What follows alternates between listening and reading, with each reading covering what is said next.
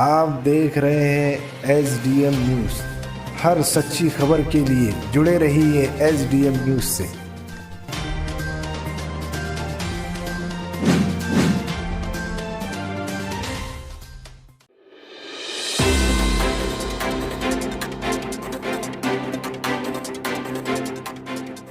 माननीय श्री जलील साहब, जिनकी आज केंद्रीय शहरी समिति पे नियुक्ति के लिए मैं उनको तहे दिल से बहुत बहुत मुबारकबाद दे रही हूँ और आप सबको भी गुजारिश करती हूँ कि उनके लिए हम लोग एक बार जोरदार तालियां बजाएं।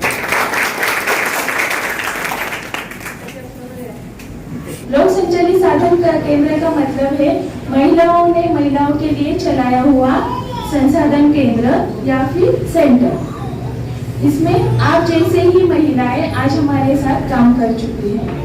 महिला आर्थिक विकास महामंडल के तहत औरंगाबाद सिटी में कुल मिला के हमारे पास में 1013 बचत गट है, जिसमें 14,700 महिला आज हमारे साथ जुड़ चुकी हैं। महिला आर्थिक विकास महामंडल के तहत अल्पसंख्यक, माइनॉरिटीज और एनयूएलएम ऐसे 2 प्रोजेक्ट चलते हैं। माइनॉरिटीज में मुस्लिम, बौद्ध, जैन, क्रिश्चियन, सिख, पारसी ऐसी महिलाओं को इसमें शामिल किया गया है।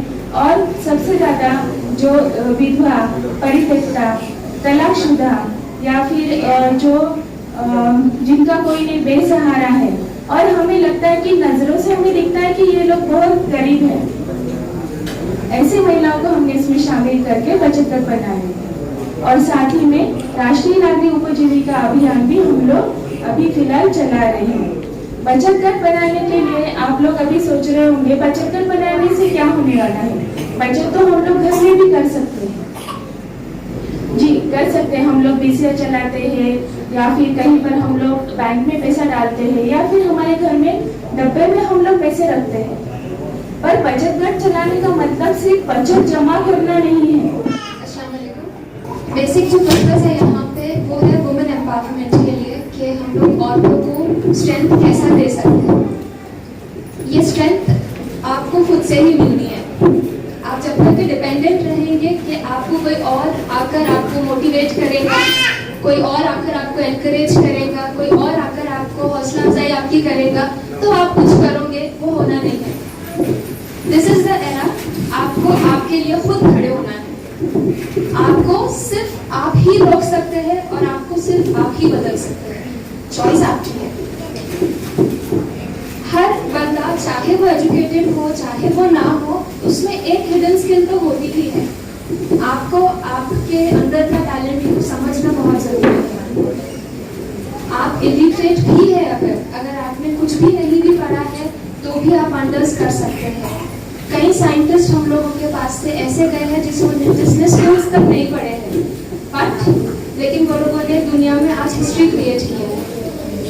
जहाँ पे वुमेन एम्पावरमेंट की बात आती है तो हमको आज ये कंसेप्ट नया दिख रहा है कि there is something new into it, कि नहीं आज औरतों को ज़्यादा मोटिवेट किया जा रहा है। बट अगर आप थोड़ा पीछे जाएंगे और अगर आप थोड़ा काफ़ी ज़्यादा पीछे जाएंगे, जो कि अगर आप 1400 साल पहले जाते हैं, तो सबसे पहले अगर किसी रिलीजन ने औरतों को राइट दिया है तो दैट वाज इस्लाम। इस्लाम में आज मिसकंसेप्शन ये है कि लड़कियों को कहीं ना कहीं ये बोला जाता है कि आपके लिए बाउंड्रीज है। वो बाउंड्रीज इस्लाम ने नहीं तय किया है, वो बाउंड्रीज हमारे एंसेस्टर्स ने तय किया है। We need to follow what is there written into Quran। Quran में जो है, हदीस में जो है और जो अल्लाह ताला के कमांडमेंट्स हमको वो फॉलो करने हैं। अगर आप वुमेन एम्पावरमेंट की बात करते हैं और वुमेन स्ट्रेंथ की बात करते हैं तो हौला बिन्त अज़वद ये वॉरियर थे उनके वक्त के। बीबी आयशा रज़ियल्लाहु ताला अन्हा वो उनके वक्त के सबसे बड़े एजुकेशनिस्ट थे। हजरत सुमैया वो उनके वक्त के बेस्ट मैथमेटिशियन थे। उसके बाद द लिस्ट इज लॉन्ग। अगर आप हर रिलीजन में देखेंगे तो right from the Devi's, Lakshmi, Saraswati, Parvati, all were ladies, Fatima, Khadija, Ayesha, all were ladies. So barrier कहाँ है?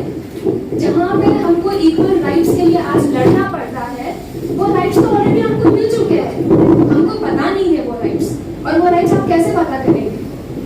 पढ़ेंगे। Education is the only thing, मतलब सिर्फ वही एक चीज है जो आपकी लाइफ को बदल सकती है।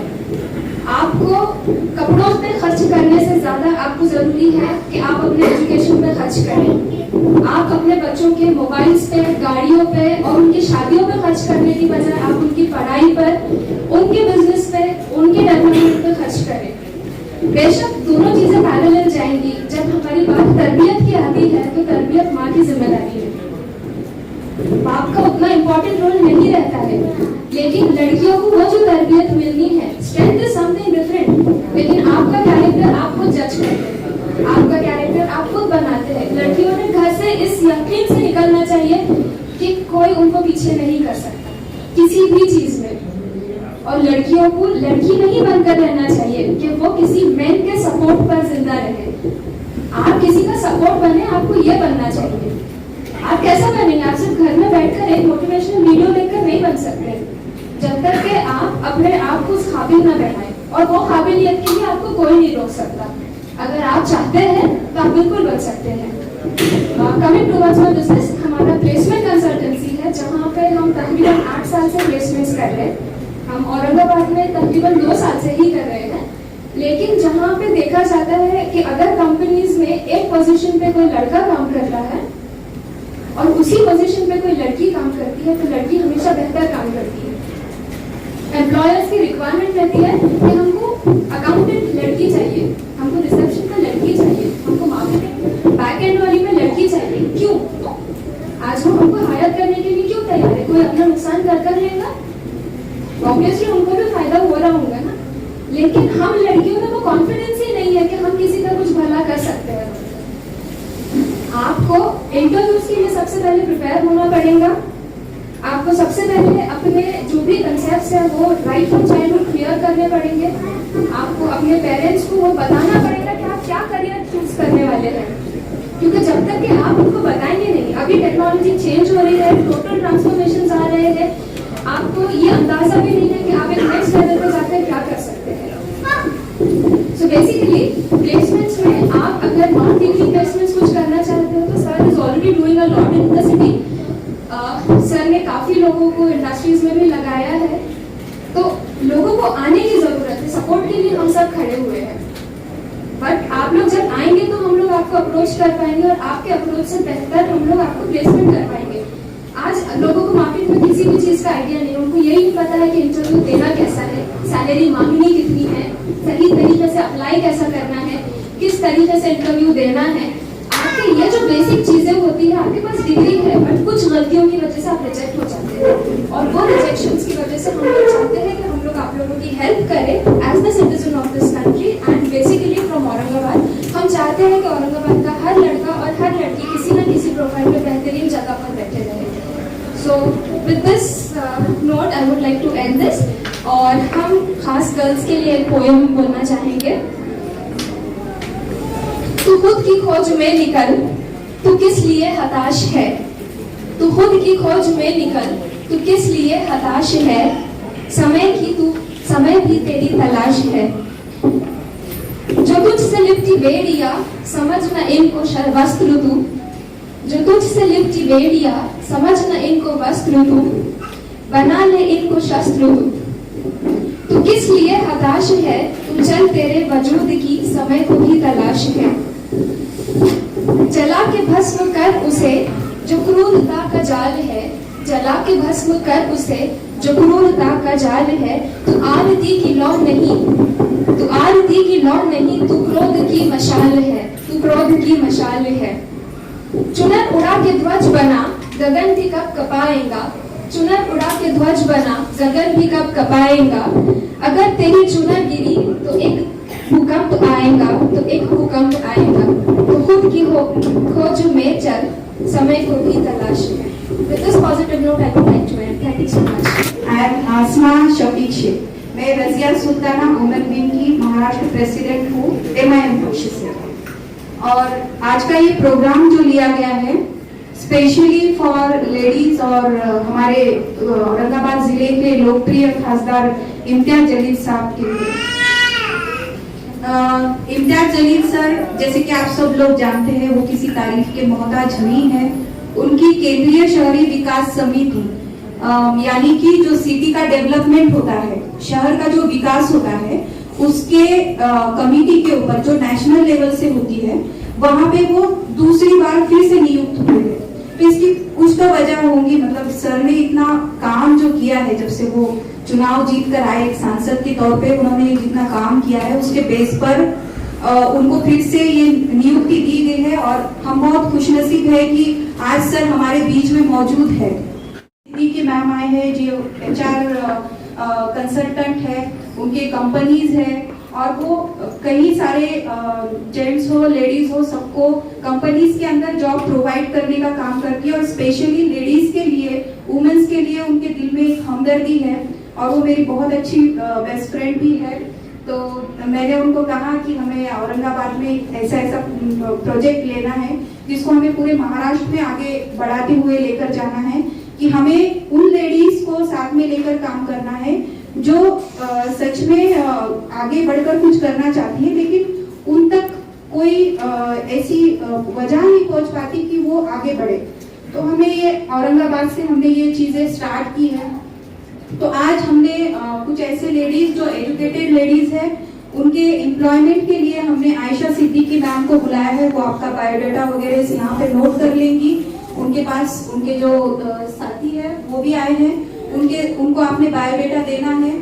और हमारे शारदा मैम जो है, ये महिला आर्थिक विकास महामंडल यानी कि बीबी फातिमा, उसके अंतर्गत बीबी फातिमा बोलकर एक कमिटी है, उसके वो व्यवस्थापक है, मतलब उसके वो हेड है, यानी वो उसके अंतर्गत बचत गट चलाती है। जैसे कि हमने एजुकेटेड लेडीज के बारे में सोचा था, अनएजुकेटेड लेडीज के बारे में भी, और जो एजुकेटेड है लेकिन घर से बाहर जाकर काम नहीं कर सकती है, उनके लिए बचत गट के थ्रू हम स्मॉल स्केल बिजनेस को स्टार्टअप करके दे सकते हैं क्या, उसके बारे में भी हमने विचार किया है। जो एक तौर पर एक महिला उद्योग विकास और उसके बाद में रोजगार मेड़ावा के तौर पर हम इसे बोलेंगे, मतलब इसके लिए हम आज यहाँ पे आए हैं। तो मैं ये दोनों भी गेस्ट का और आप सभी लोगों का शुक्रिया अदा करना चाहती हूँ, और स्पेशली हमारे जो पत्रकार भाई आए हुए हैं उनका भी शुक्रिया अदा करना चाहती हूँ कि वो इस प्रोग्राम को एक अच्छा कवरेज दे रहे हैं, और हमारे हर प्रोग्राम को एक अच्छा कवरेज देते हैं।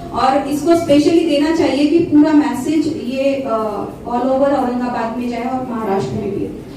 और मैं सबसे पहले तो यहाँ पे एक बात कहना चाहती हूँ कि मैं जैसे रजिया सुल्ताना वुमेन विंग की प्रेसिडेंट बनी थी, उसी वक्त मैंने अपने फर्स्ट स्पीच में सर से एक वादा किया था कि मैं अपने प्रोग्राम में उन लेडीज को बिल्कुल भी नहीं लाऊंगी जो किराए के लेडीज लाई जाती है जनरली पॉलिटिकल पार्टी के प्रोग्राम में, कि उनको 400-500 रुपए लेकर आना है और बस प्रोग्राम के होने तक वो बहुत बड़ी भीड़ दिख जाती है, और फिर बाद में उनका कुछ ना उनके लिए कुछ पॉलिटिशियंस करते हैं, और वो भी मतलब उतनी तक ही महसूस रहती है। मैं उन लेडीज के साथ मिलकर एक संगठन बनाना चाहती हूँ कि जो सच में हमारे संगठन से जुड़ना चाहती है और महिला सशक्तिकरण के प्रोग्राम में वो हमारे साथ मिलकर काम करेंगी। तो मुझे आप सभी लोगों पे फख्र है कि आपने मेरे एक आवाज पर यहाँ पर आए हैं। यहाँ पे बचत गट के जो हमारी शारदा मैडम आए हैं, वो भी आपके बचत गट आपको कैसे फॉर्म करना है उसकी पूरी मालूमात, एक्चुअली उनकी मराठी लैंग्वेज पे कमांड होने की वजह से हिंदी में थोड़ी उनको दिक्कत आ रही थी, लेकिन आपको बचत गट के कैसे खोलना है, आपको कैसे बिजनेस स्टार्ट करना है, उसकी ट्रेनिंग कैसे देना है, ये पूरा वो आपको आपका जब बायोडाटा लेंगी, जो आपने डॉक्यूमेंट्स लाए उसके हिसाब से आपको प्रॉपर ट्रेन करेंगे।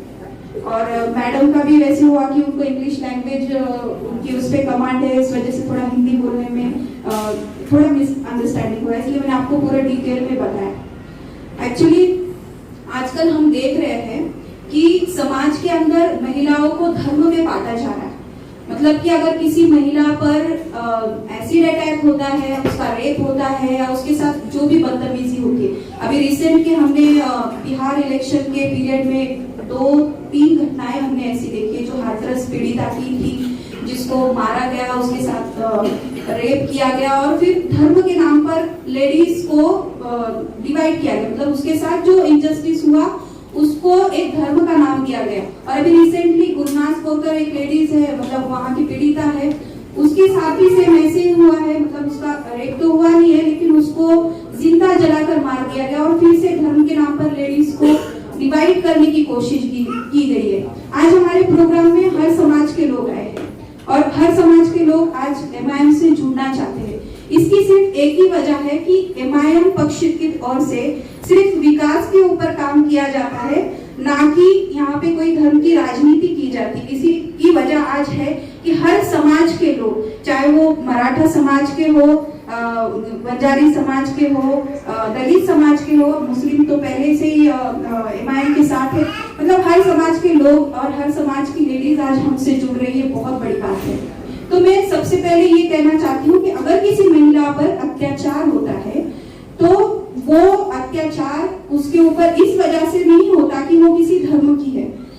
जो अत्याचार उस पर होता है वो एक महिला है, इसलिए उसको किस तरह से नीचा दिखाया जाए, उसको उसकी इज्जत को किस तरह से तार-तार किया जाए, इस वजह से उसके ऊपर अत्याचार होता है। इसलिए आज हमारे समाज में जरूरत है कि हम महिलाओं को, सभी समाज के महिलाओं को, हमने जेंडर इक्वालिटी को लेकर आगे बढ़ना है। मतलब हम सब महिलाएं एक है, चाहे वो किसी भी समाज की हो, हम महिलाओं का संगठन एक अलग है। हमारी लड़ाई ये धर्म के साथ नहीं है, हमारी लड़ाई है कि हमें अपना इक्वल स्टेटस सोसाइटी में चाहिए।